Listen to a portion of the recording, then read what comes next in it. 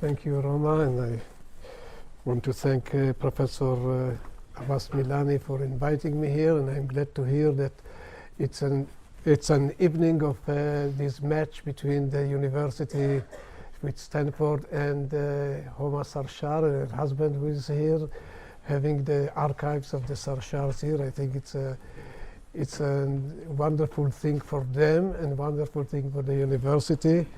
And we at Tel Aviv University also benefited from having some of the oral history of the. So sorry to interrupt. I think the people in the back are having a hard time hearing. This room doesn't have a mic.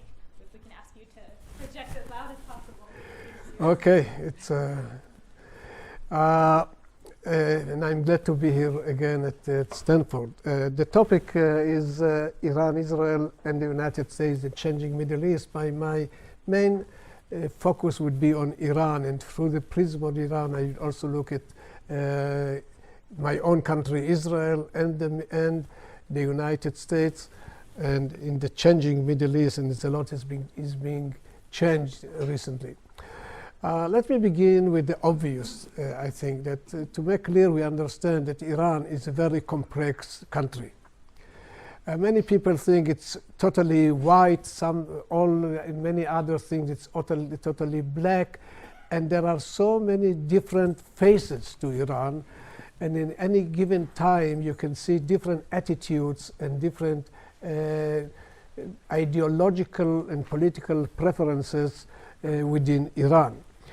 Maybe the best way to explain it or to demonstrate it, they managed, and I'm working on Iran many years, maybe over 30 years, and they recently managed to surprise me again, publishing a book of mine that was mentioned here on Iranian education in Persian translation in Tehran by a very distinguished publication house, Hikmat, and in collaboration with the Supreme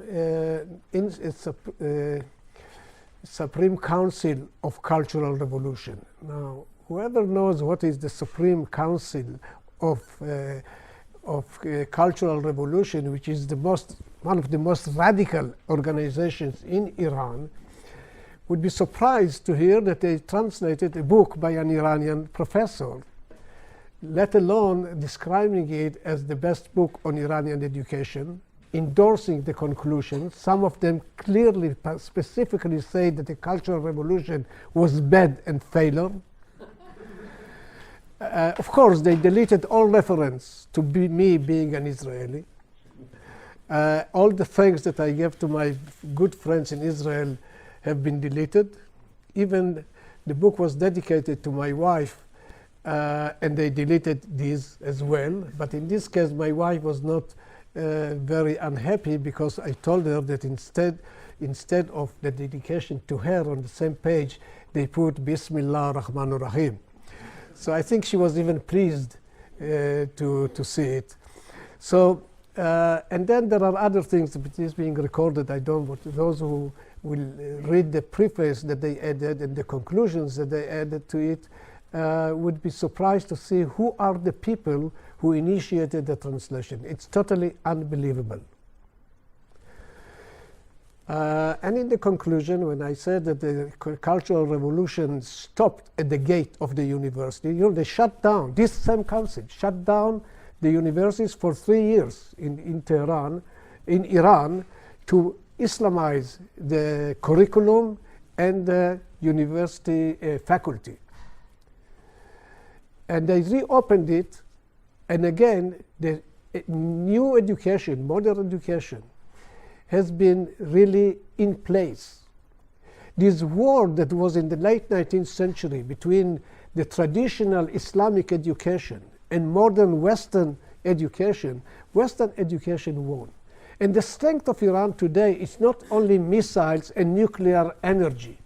The strength of Iran today is even more due to the Iranian science and education, which is the universities are, and I spent 2 years in Iran doing studies from Tehran University on universities in Iran. And it started before the Islamic regime, continues now. And I said that the Cultural Revolution failed and failed also in many other fields. The last, they added, of course, a conclusion or natija giri, or what is the, will be concluding remarks by the translators. By the way, the translation is wonderful, and I'm trying to find them now to translate the book that I will pay for it. I don't want to wait. I don't want to wait 26 years for the other book to be published. His real translation was very good. No of course, there are mistakes in any translation, but nothing intentional to change the meaning of the work. So, and they quote me saying that the revolution is, the cultural revolution is failure, and they said, the last sentence is, having read the book, we can say that the Islamic revolution not only stopped at the gate of the university, but it failed in many other fields, and three dots. My conclusion is that it's part of their domestic infightings between the different camps and so on and so forth. But still, when I said that it's complex and not clear, nothing that can be expected really, that's one of it. Iran is a country in which the struggle, it's based on two major pillars, maybe two and a half. One pillar is Persian culture that cannot be ignored. This other is the Islamic faith, Shiite Islam in this particular case. And I say two and a half. The third is being added in the last 2 centuries is Western culture. You cannot take Western culture out of the country. There are three of them combined to determine the essence of the Iranian behavior, culture, and position in different areas. There's an ongoing struggle between religion and state. There is ongoing struggle between different concepts, mainly the Islam and the West. There is constant struggle between different camps within the revolutionary machinery. When Khomeini came to power, there have been 7 grand ayatollahs in Iran. None of them supported the philosophy of Ayatollah Khomeini. The number 1 ayatollah in Iran at that time, Shariat Madari, was put under house arrest until he passed away 6 years later. The man that Khomeini groomed to be his successor and nominated him officially to be the successor as Wali Faqih, the supreme religious authority, was removed from grace just before Khomeini's death and was put under house arrest, where he spent the last years of his life. Within the regime, the political camps, I don't know how you term them, but for the convenience of my talk, I speak to one camp as radicals, conservatives, extremists, or the other is pragmatists, some of them even liberal and more moderate, if you want. But within each of them, there are so many different attitudes. So you cannot really say A and B. And some people have changed during the last 40 years. Some of the most radical people of the 80s have become the leading liberals, pragmatists in the 90s. I did a terrible mistake as an Iran expert. And in one of my books written in the late 80s, at the end, just to help the reader, I put a table with the affiliation of different personalities. This was maybe my main mistake in the study of Iran. A decade after, when I wanted to use this book, and I say, well, these people are not the same. When you speak about Hussein Mousavi is liberal, he's now in jail because he was too liberal to them. He was radical in the 80s as 8 years of prime minister. If you look at other figures, and I don't have time, Mohtashemipur, Khalkhali being a liberal or pragmatist, that's God forbid. He was the executors in the 80s. So what I'm trying to say that when you speak about these ideas, tendencies, factions, lines, they are accurate for the time that we will refer to them. And things change. Also, they make statements in one meaning to Persian-speaking people, and then they speak what we say, speeches for export to Westerners, different meanings. So I make this all as I think, to protect me from making all kinds of statements that may sound bizarre.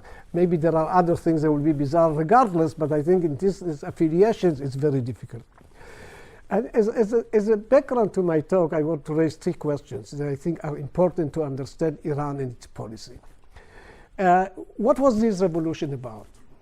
I tend to believe, and I don't know, some of you, I see that I have been in Iran at that time.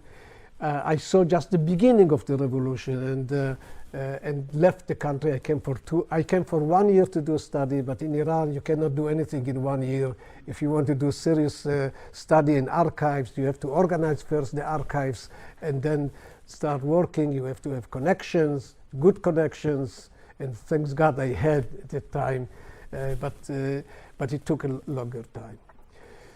I think the revolution was not about establishing Islamic regime.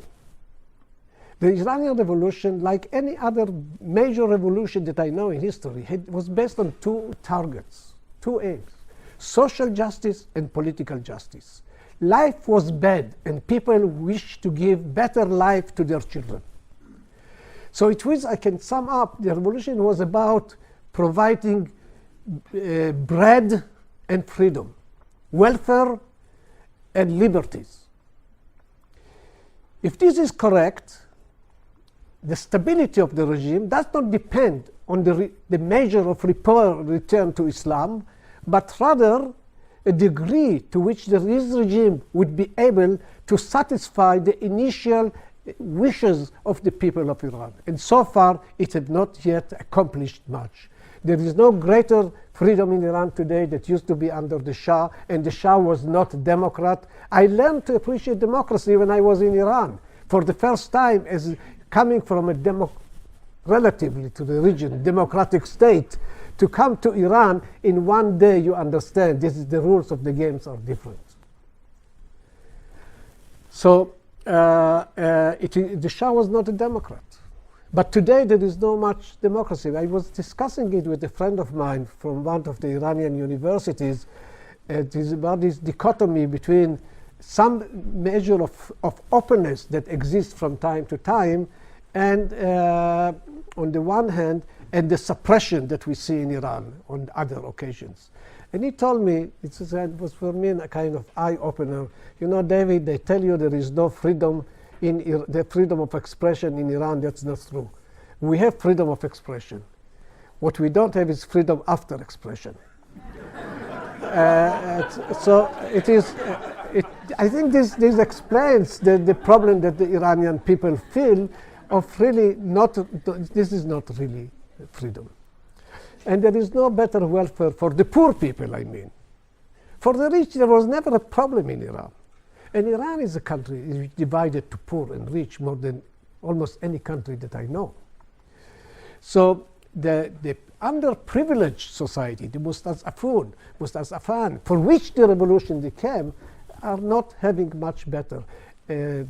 Probably their life is better today, the means of living is better today, but the gap between them and the rich has not been narrowed. The second question is to what degree the ideology of revolution was Islamic. And again, must be very brief. There is no one understanding of Islam. There is nothing that you can call this is the Islam. Of course, there is the Quran, the Hadith. But we don't live today from what has been written 13th century, 14th centuries ago. We live today as Jews, Christians, Muslims, by our interpretation today of the principles of faith of all the ancient time. And there is no one interpretation. The best way that I heard about it, it was one of the leading intellectuals of Iran, Abdul Karim Soroush, who more than 20 years ago said a sentence that for me remained in my mind all the time. He said, of course there is one Islam, but there is no one interpretation of Islam. There is no one interpretation that is better than other. There is no official interpretation of Islam. There can be no official interpretation of Islam. Namely, even the Islamic regime will tell you this is the interpretation. They don't have even the right to say so. So the diversity, mainly in Shiite Islam, in which the gates of ijtihad, the free interpretation is open compared with the Sunni Islam, which is closed, it allows greater diversity and different interpretations. And the third question is, to what degree the policy of Iran today is faithful to the ideology with which this regime came to power? Well, I can say that almost in each and every case, when there was a clash between interest and ideology, interest won over ideology. Probably the first question that the Islamic regime had to tackle with on foreign relations, what is the name of this gulf, the dividing between the Arabs and the Persians? All the world, almost all, used to call it, until recently, the Gulf. Or Arabs call it the Arab Gulf. Only two nations call it the Persian Gulf without any hesitation: Iranians and Israelis. I know in the conferences when we came and spoke about the Persian Gulf, the Iranian professors were so happy. They didn't find other people who called this Persian Gulf. And I'll come to it. We have history with Iran. It's the history of Jews in Iran did not start 40 years ago. Khomeini decided the Gulf should be called Persian Gulf. And there was an Ayatollah, very radical, I just mentioned his name 2 minutes ago, Ayatollah Khalkhali. Or America will call it Kalkali. This man, I think it was the only bright idea I heard from him. He came to Khomeini and suggested to him, let's call the Gulf of the Muslims. And Khomeini refused. The same Khomeini who said there is no difference between Muslims, Turks, Arabs, Paluch, Afghans. They are all Muslims. They are all family, one family. The same man said the Gulf should be. And I mentioned from the early days of the revolution. Then you go to who can be president of Iran. He must be, while the constitution said all Muslims are brothers, but the president of Iran must be a Shiite of Iranian origin, Iranian Asl.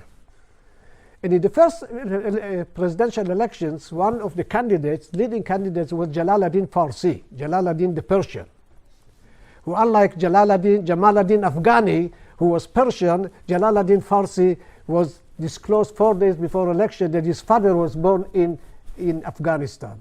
And Khomeini disqualified him. So I could go on and on. So wherever they don't withdraw from ideology voluntarily, but when there is a clash between interest and there is heavy price to be paid for continuing your dogmatic principles, there is a degree of pragmatism and, if you want, moderation. Maybe the best example is Khomeini's acceptance to accept the ceasefire with Saddam Hussein, the man that he fought for 8 years. So many people have been killed. And then he said, remember his television statement, it would have been sweeter for me to drink poison. And in Persian, poison sounds even more poisonous, Zahremar or something like that. So it's easier for me, sweeter to drink poison than sign an agreement with Saddam Hussein, but we don't have a choice.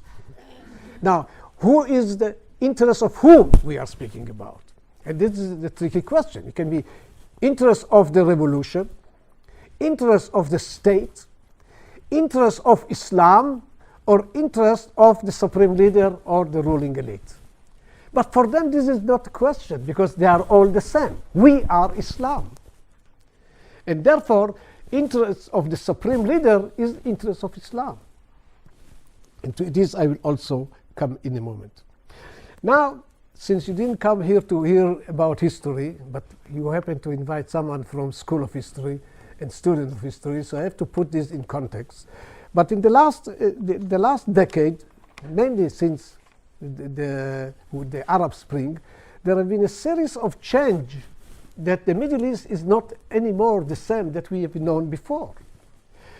Again, we don't have much time to go to each and every of them, but I think that what we witnessed recently is the decline of pan-Arabism and Arab nationalism. This is a major level of change in the Middle East, influencing all other countries. It is also the failure of the nation-state system. The post-Westphalian principle of nation-state has been challenged, at least, with Daesh, with the Arab Spring, with what happened in the Middle East. There are loyalties to subnational entities and to supranational entities, and the nation-state is still valid, is still strong. 100 years after the establishment of the states, after the collapse of the Ottoman Empire, they are still there, but it's not the same. The states are weak. And now how it influences each country. Let's take Israel, for example. Throughout the history of the state of Israel, the greatest fear of Israel was the strength of Arab states. Today, the greatest challenge to Israel is the weakness of the Arab strength. So this is one example of the realities that have changed and creates new attempts, at least, of alignments between Israel and Saudi Arabia, for example, which again has impact on Iran and Saudi Arabia, Iran and Israel.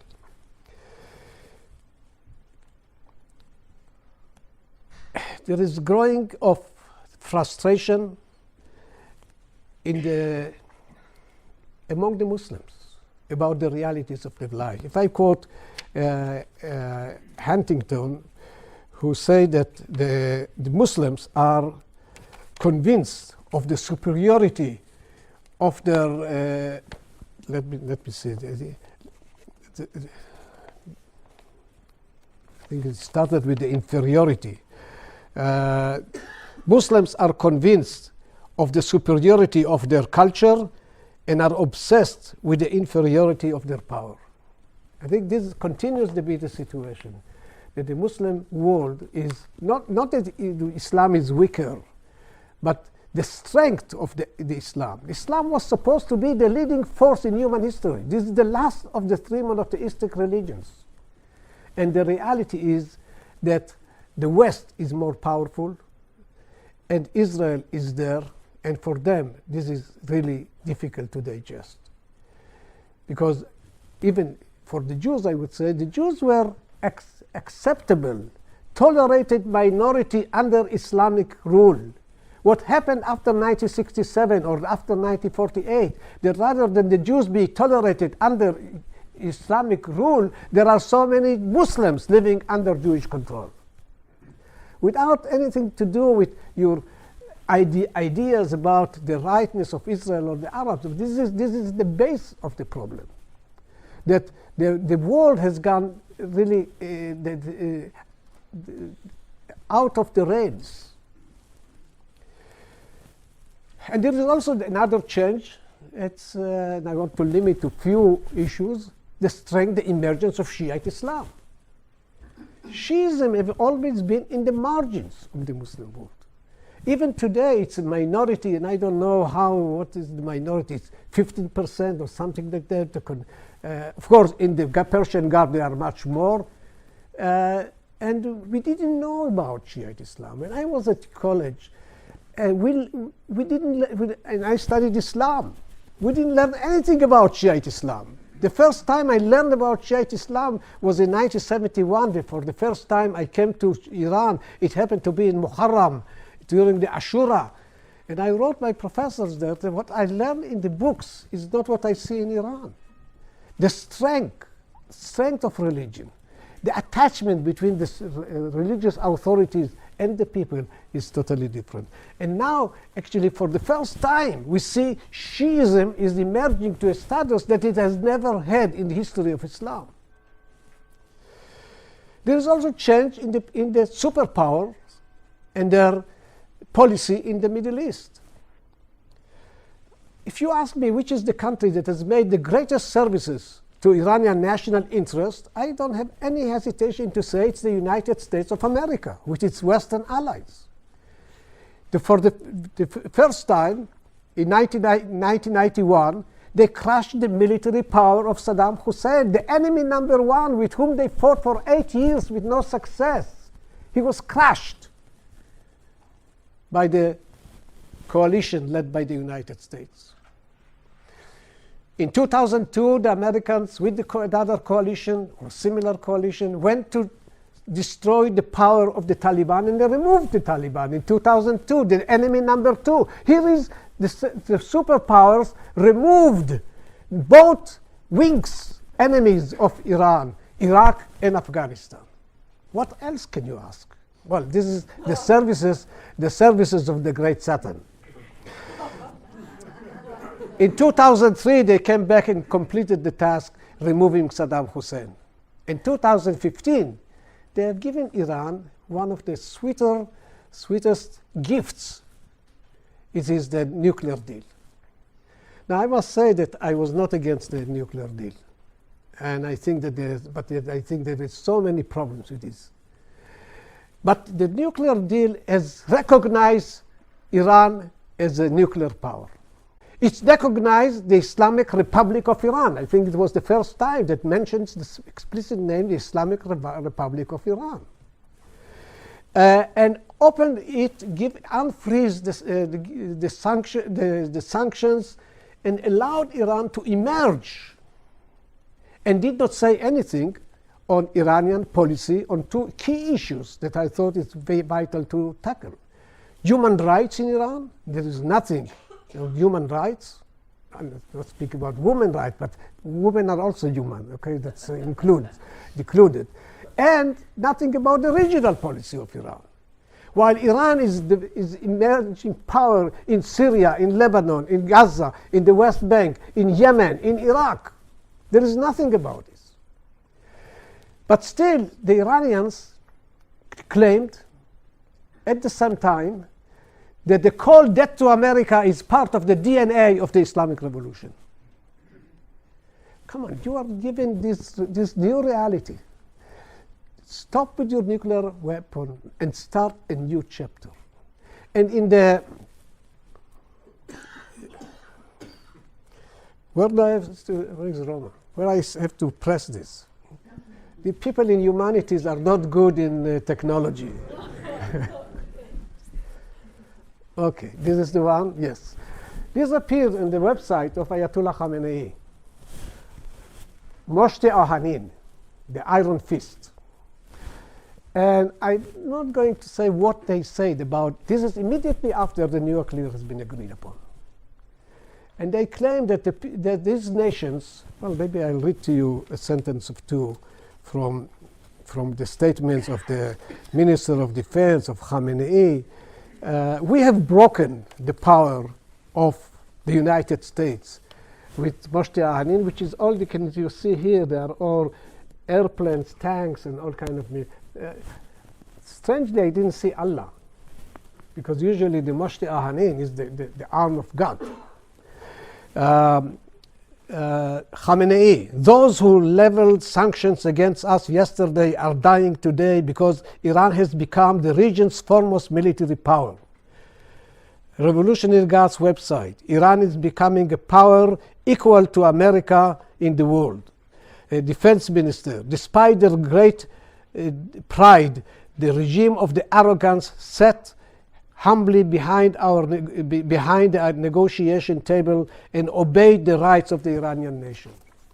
So rather than trying and change the policy, they continued to proceed with their regional ambitions, and I said it was, I think, this time of the year in 2015, few days before the implementation day. That was January 1st, I think, 2016. They captured American sailors in the Gulf, in the Persian Gulf, I would say. And they really made mockery, humiliating the American soldiers and the people. They were doing all kind of demonstrations, acting the capture of the sailors. I thought to bring you a few pictures, but I thought that it'd be, I don't want to spoil your good spirit and to see these pictures. It's not, you don't deserve to see the pictures. But the pictures were showing American naval officer crying and continuing to show it again and again. It's beyond what you expect from each country, that you just have agreed on a major historical agreement on the nuclear will. But America decided and stated, not by Trump, but before, we'll come to Trump, under Obama, that he is willing to leave the region. Now, how you want to be the countries of the region to treat you if you say in advance that you are going home? And of course, even President Trump did not retreat from this statement and claims that America wish is to go back, to go home. And I tell you, not all Iranians hate America. They don't wake up in the morning and ask themselves how we can harm America, how we can destroy Israel. They have better things to dream for. I heard from someone who was one of the hostages of American hostages in the embassy in Tehran, that said that during the early days of the revolution there were graffitis on the walls of the American embassy, and one of them said, "Yankees go home." And someone wrote under it, "and take me with you." So it is, no, but you know, they go and say that's America, and when they are thirsty, they want to drink Pepsi-Cola. Sorry, it's not Coca-Cola in the Middle East, but it's Pepsi-Cola. So that's not that they all hate. But I think that even if Iran's regime is against you, you don't declare that you are willing to, because it leaves your allies demoralized. And then Iran, as you know, Iranians are good politicians. I always thought that the combination of bazaar merchant and clerics makes a good politician. And I learned it not from Iran, I learned it from Jerusalem. We have in Israel some of them, the clerics who are even today running the state. And Iran has tradition of running a state 25 centuries. There is no other country in the Middle East which has such a tradition. And Iran went to bring in Russia. Who could have imagined that Iran would be the country? And Iranians don't like the Russians more than the Americans. They fear Russia more than they fear America. That's true. But for Iran to go and bring Russia into Syria, and I don't think that Russia wants to see Iran nuclear. I think this is a convenient marriage for some time. But still, not only they brought Syria in, they allowed Russia in, they allowed Russian military airplanes to land in Hamadan, in a base in Iran, on their mission to attack in Syria and Iraq the Daesh. You know how long it lasted, this permission? I think 2 days. And not because of Israel, America, or others' outcry. Because of their own people in parliament, who said this is most basic in our national proud, not to have foreign bases in Iran. But Russia's interests, I don't know if they re-enter, but they have been there all the time. But the current position of Russia in the region is crucial. Has been crucial for saving the regime of Bashar al-Assad, is crucial for the Hezbollah, and is crucial for Israel and other elements in the country, including the Turks. But they are there. Israeli freedom of action in Syria has been significantly limited since the Russians have been there, and mainly since an airplane of the Russians have been crashed, fired on by the Syrians over the Golan Heights. So, and there is another power base of Obama's presidency, that there was an alliance between United States and Europe on the issue of the nuclear weapon. This doesn't exist anymore today. So all these and more have really made Iran very happy. You know, Iranians are not smiling people. I asked one of my students to do a study about pictures of Ayatollah Khomeini and find me some pictures of him smiling. I think one of them that he really smiled was the only one that I would take. It was the one that Arafat was the first leader who came to visit Iran, and Khomeini was there in the embassy of Israel, granting the embassy to Arafat. This love story didn't last more than a few months. But still, when Khomeini kissed Arafat, I can see smile. Ayatollah Shariat Madari, the more moderate, was smiling all the time. There are different, you know, you have different rabbis, different priests. Some of them are. But a few years ago, a lady in Oxford sent me a draft of her book, a kind of sociological history of Iran. And I like the opening, the preface. She said that the first time she traveled to Iran to do her study, she's of Iranian origin, but her Persian is not very good. So when she visited Iran, she took a cab from the airport to downtown. And in the traffic of Tehran, this may take a long time. And after a few minutes, the driver asked her, you don't live in Iran anymore, don't you? You say, no, but how do you know? He told her, you are smiling. And in Iran, people don't smile these days. But look at the picture of Zarif. He is smiling all the way. Iran, for the first time, Shiism is victorious. For the first time, Iran is expanding beyond their borders for many, many centuries. Forget the Achaemenid and the Sassanians. But since the Safavids, Iran is on withdrawal. And all of a sudden, they are victorious. And with victory comes the euphoria.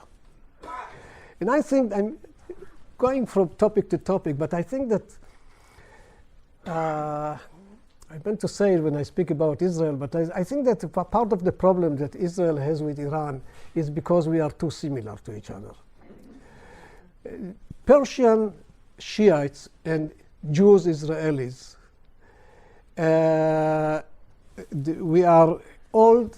we both think we are the chosen people. And we have been all deprived in history. And more recently, we passed through a trauma, a major trauma. Now, I would not make any comparison between the Holocaust to any other trauma of any other nation. But while the Jews have survived, those who survived the Holocaust, the Iranians had the Iran-Iraq War. And it's remained as a trauma. And I heard Zarif saying, and I'm sure he learned it from Jewish history, when he said, never again, I knew it's coming from the Holocaust. Because they also think that they are under threat. And I think we should respect or understand, at least, that there is a nation that is fearful of what had happened and might happen again. And all of a sudden, we see declare down. There is another similarity between us and them. We are both expecting the Messiah to come, of course, that's clear. But I think the main point I wanted to say here, there are many nations who don't know how to cope with failure. In the case of Israel and Iran, I think the two nations don't know how to cope with success. It happened to Israel in 1967 that Israel did not know how to use the success to achieve its real goal of independent Jewish democratic state in the Middle East. And it happened to Iran after the Islamic Revolution and even more after the nuclear deal. All of a sudden they thought that now they are sitting on the roof of the wall, they can do whatever they please. And here come I don't want to say Ayatollah, President Trump, that brought him down to earth. And I don't want to interfere with politics, but I think one thing good he has done. He confused the Iranians. They don't know how to digest him. It's a big deal. No, it's not, I'm not saying jokingly. It's really, they don't know how to deal with this situation. No matter what they say, they are strong, they are fearful, they are concerned. They know that they will have to pay price that they could not pay had they pursued the peace process, the nuclear deal. I don't know what could have happened if they had done it, but I think that if they really sincerely changed their policy, it would have been very difficult to retreat from this agreement. Now, what I mean by losing their sense of proportions. There is a close friend of Ayatollah Khamenei. His name is Hujjatul Islam Mehdi Taeb. And Mehdi Taeb comes in a statement and says that Syria is the 35th province of Iran. Now, I'm not sure you all know that Iran has only 31 provinces. So how come it became the 35th province? Well, if you count Yemen and Iraq and Syria and Lebanon, it may be, and Lebanon, it may be safe. And it goes further. He said that if I had to choose between Khuzestan and Syria, Syria is more important than the Khuzestan. This region that suffered so much during the Iran-Iraq war, so much Iranian blood was shed for protecting and retaking Khuzestan. And it's really very disturbing to many people. And the others go on more mildly the same way, that Syria is crucial. Our dream is from Bab el-Mandab to the Mediterranean, and some even say up to Gibraltar. And some mean it. And some, well, leave it to when we speak about the nuclear weapon. I will come to it. But I think that this one set of statements. And the current basis of this is that Syria is the front line to defend Iran. If we lose Iran, if we lose Syria, we lose Iran. But if we lose Khuzestan, we are not going to lose Iran. That's the logic that they say. I'm using their own words about it. It doesn't mean that all of them agree on it, but I think that this comes from close people to Khamenei. But this, if you Google Taeb, you'll see many strange things that he said. So maybe this is one other of these strange things. But there is another school who views Iran as, now how could translate it? al-Qura. Iran studied Arabic philosophy, Islamic philosophy. al-Qura, the motherland of Islam. al-Qura is is mother, Qura is village, town. al-Qura, Ramazani translated the citadel of Islam, the capital city of Islam, the center of universe. And what is this principle of al-Qura? If there is a country or state, at that time there were not even states, that is being accepted as the motherland of Islam, it's good translation of Professor Milani. So all Muslims are obliged to be faithful to the leader of this country. So if you say something, the president of Egypt or the king of Saudi Arabia are committed to follow his line. Go and tell it to the Arabs. I think Iran has exceeded its grasp. And it's paying a much heavy price for its ventures outside the country. And there is criticism about it in Iran. And there is criticism about many other things in Iran. But I think that the idea that Iran should spend, I would say that in 10 years, if they continue to help Syria as they help today, it's all the money that was unfreezed by the sanctions. It's billions of dollars a year from the, and they claim that they don't have money for medicine. For God's sake, pay the money to medicine and not to missiles to Syria. Who you made the priorities? So it also created close relations between Israel and the Gulf states.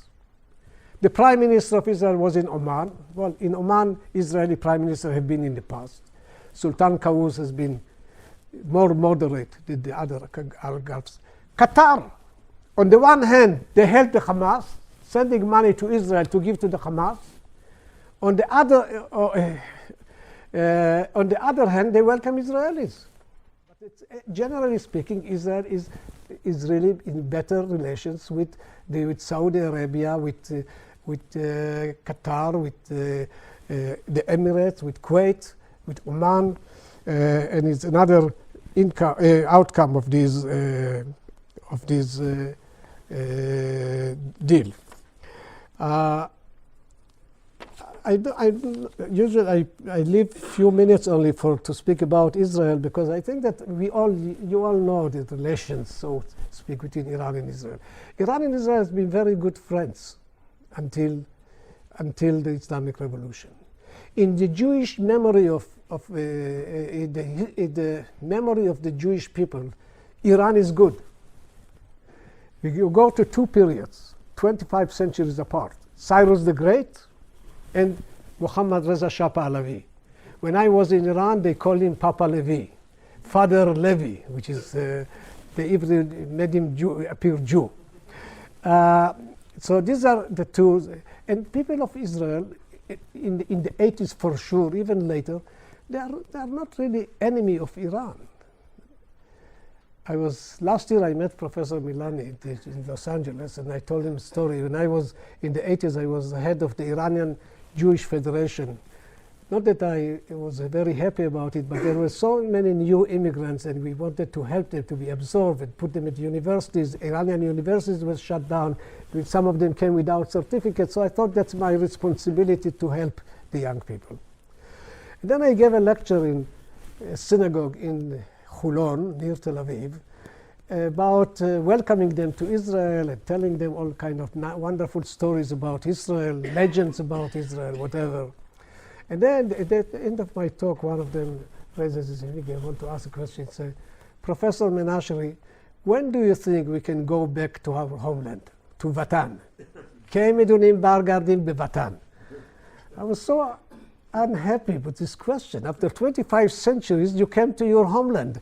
Now you are asking me when you can go to the homeland? So it's not the attachment of the Jews to Iran, to the culture of Iran. But with the Islamic Revolution, I would say that ideologically they are against the Jewish state of Israel. Jews don't have the right to have the state, certainly not in the Middle East, of course not with Jerusalem as its capital. You know, this is a struggle between absolute good and absolute bad. One of them has to collapse for the other to continue. Ideologically, they are against, religiously speaking. But I claim also that they don't have interest to change. Israel is a convenient enemy for Iran. If you want to be the leader of the Muslim world, you must raise the flag of Jerusalem. So Iran, basically through Israel, or animosity to Israel, has established itself as a leading force in the Muslim world.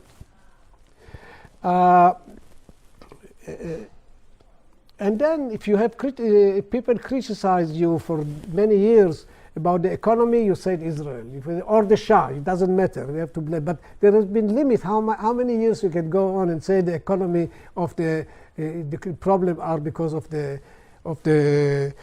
Israel or the Shah. They have two statements that they say about the United States. They don't even sense how conflicting they are. On the one hand, they said America cannot do any damn thing. America cannot do any harm to us. On the other hand, they say all our problems are because of America. For God's sake, if they cannot do harm, how they harm you so much?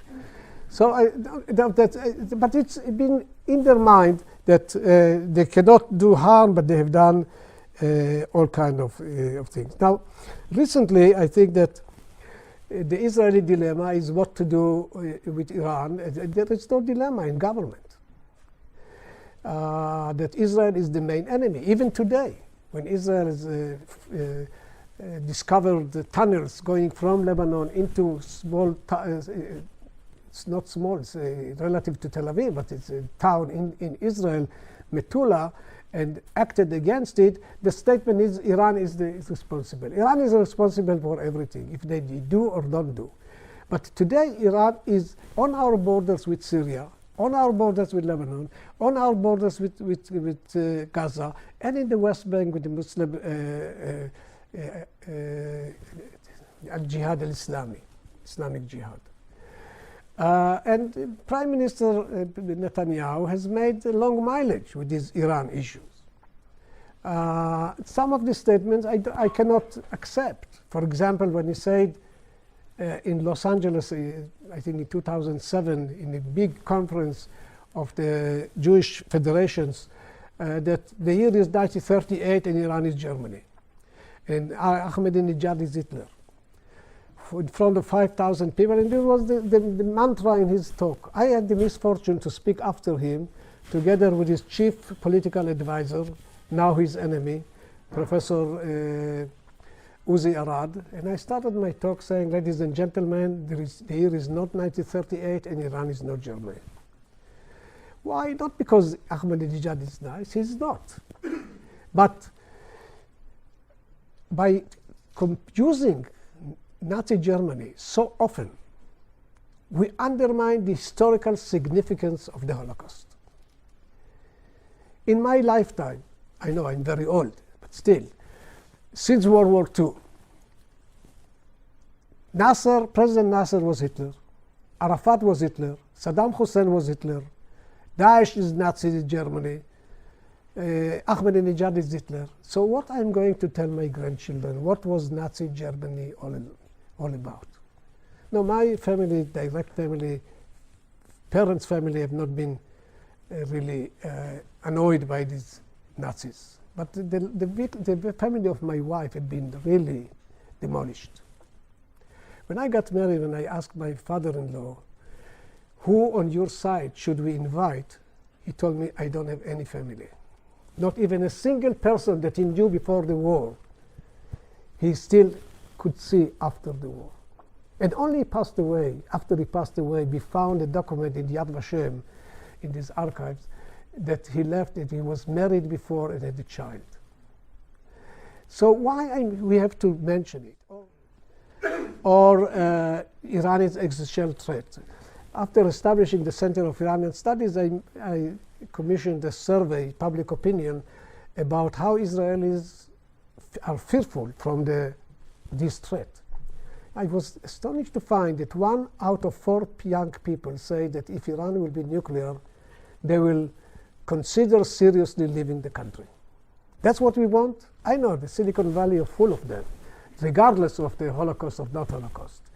But we give them to be proud that they can really threaten Israel, and we are frightening our children. So there are many, but I have to add here, but Iran cannot tolerate Iran to be nuclear, for God's sake.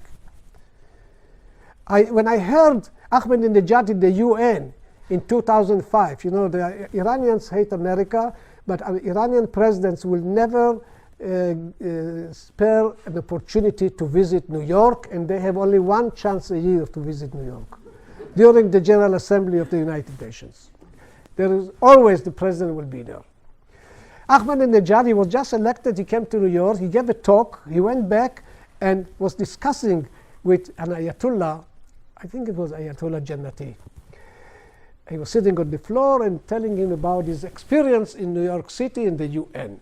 And honestly, I didn't believe what people told me that he said until I saw the video. So in the 27 minutes that I was speaking in the UN, all eyes were glued to me. No one whispered, like Moses brought the book from the Sinai. He would say, no one whispered, no one. This was the Ma'amad Har Sinai, as we say in Hebrew. And this was said, people told me, my friend and my entourage told me, and I sensed it myself because there was a light behind my head with God protection. Thanks God, the light here is not working. So, you know, people who speak in such a language, my dear friends, should not get close to the button that pressed the nuclear weapon.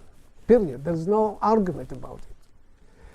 And Iran is not not in a situation that can have second tries to respond to this attack. So I think that as long as there are so many countries around us who speak about destruction of the state of Israel or wiping Israel out of the map, this is something that we should have. By the way, Israel needed it for protection. In 1973, and many people ask me, well, why Israel, that is claimed to have a nuclear weapon, Israel never admitted, but let's assume, I hope they have. Why Israel should have the right to have in Iran? No. I tell you, Israel was past an example from my point of opinion. In 1973, Egyptians and Syrians invaded Israel on Yom Kippur, the holiest of days in the Jewish calendar. Israel was, as our legendary defense minister, Moshe Dayan, said, that we are approaching to the collapse of the third temple. 2 temples have been destroyed, and Israel is the third temple. Now, if he said so, and Israel did not really even threaten to use nuclear weapon, when we want to use this? And I think that at time that Iran, no one is threatening Iran. Israel is the only country that is being threatened to be destructed. I wish, having visited Hiroshima and Nagasaki, that there will be no use again of the nuclear weapon whatsoever. But in the case of Iran, I'm quite confident that with these messianic elements, that some of them even come to presidency, we should not allow them. So Iran is powerful, is going ahead. How far they will go? I usually don't answer questions about the future, but here I can tell you they will go as much as the world will let them go. And the final word is, I don't subscribe to these people who think that they can lead to the collapse of the Islamic regime by pressure here and pressure there. It may be done indirectly. I think that the only people who are capable of putting an end to this regime or significantly changing the policy of this regime are the people of Iran. Iran has a tradition, almost I would say. They have experienced popular movements, revolutions, more than any other country in the Middle East. Iran is the only country in the Middle East, and one of the few in the world, where there were 2 big revolutions in the 20th century. Constitutional in 1906 and Islamic in 1979. In between, before that, they had the tobacco movement, 1891, 92. Then they had the Mossadegh, 51, 53. Then even under President Kennedy in the early 60s, some movement, and then the Islamic Revolution. Now the question is when this will erupt. And as an historian, I can tell you, no one knows. No, of course, when this ultimately, it is possible and likely that this will happen, and then some of your experts will say, I knew, for sure I knew, don't believe them. No one knows what leads the mass, the people of the country, march one day, start moving one day to make such a big revolution. No one expected the Russian Revolution to come, the French Revolution, not even the American Revolution, if I may say so. We didn't expect even Sadat visiting Jerusalem. We didn't expect him to attack Israel in 73.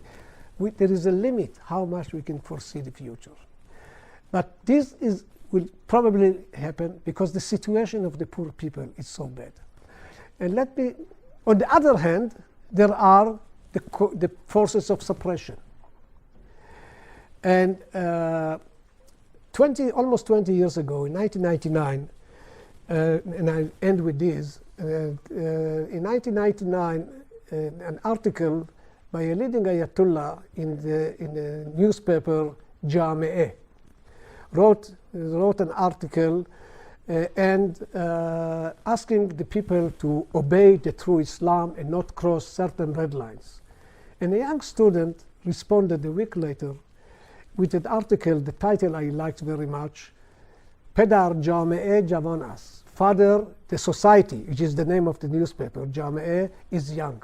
You tell us to obey true Islam, but what you tell us, who decides what is wrong Islam, what is true Islam, and who decides what is what? But he says the problem is not that we are the young people crossing certain unidentified red lines. The problem is that you, the cleric, in a one straight street, you are driving against the flow of traffic. Those who have experience of driving in Iran, they know that you can do it for some time, but not always. Thank you.